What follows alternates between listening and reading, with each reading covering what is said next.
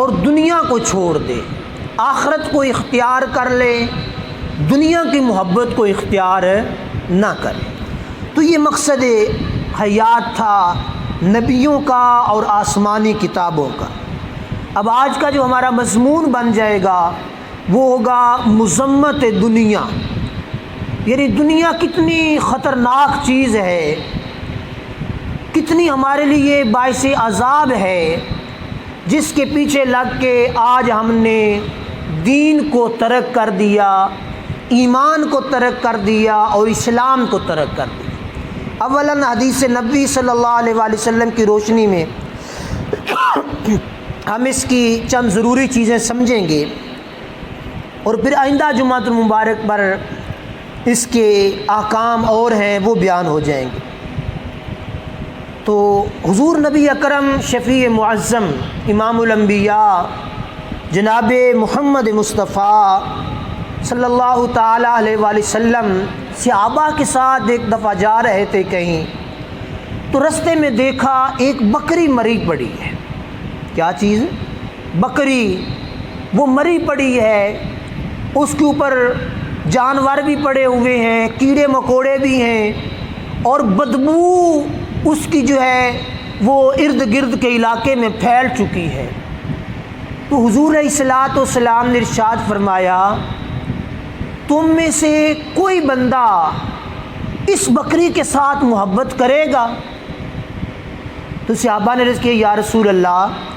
اس کے ساتھ تو اب کوئی نہیں محبت کرے گا۔ تو حضور علیہ الصلوۃ والسلام نے پھر فرمایا، اس بکری کا جو مالک ہے، جس کی یہ بکری تھی، کیا اس کی کیا صورتحال ہوگی؟ تو صحابہ کرام نے عرض کیا یا رسول اللہ صلی اللہ تعالی علیہ وسلم، اب اس کو بھی اس سے بڑی سخت نفرت ہے، اس کی بدبو سے، اس کے یہ جو بیماری پھیل رہی ہے، اس سے کوئی محبت نہیں کرے گا، یہاں تک کہ اس کا مالک بھی اس سے محبت نہیں کرے گا۔ تو حضور صلی اللہ تعالیٰ علیہ وآلہ وسلم نے ارشاد فرمایا، اس ذات کی قسم جس کے دست قدرت میں میری جان ہے، جس قدر یہ بکری اپنے مالک کے نزدیک یا ہم سب کے نزدیک حقیر ہو چکی ہے، ایک وقت تھا بڑی قیمتی تھی، اس کی جان بڑی عظیم تھی، اس کا مالک راتوں کو اٹھ اٹھ کر اس کا پتہ لیتا تھا،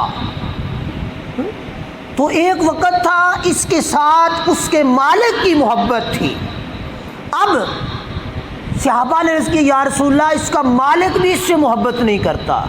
تو آپ صلی اللہ علیہ وآلہ وسلم نے فرمایا، قسم ہے اس وحدہ لا شریک کی ذات کی جس کے قبضہ قدرت میں میں محمد کی جان ہے،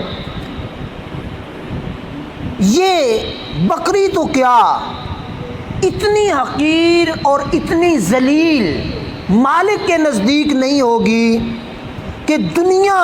اللہ تبارک و تعالیٰ کے نزدیک اس بکری سے کہیں زیادہ حقیر اور ذلیل ہے۔ یہ جو دنیا جس سے ہم لوگ محبت کرتے ہیں، اب مثال یہ حدیث پاک ہے سنن ابن ماجہ کے اندر، حضور علیہ الصلوۃ والسلام نے اس چیز کو بیان فرمایا سمجھانے کے لیے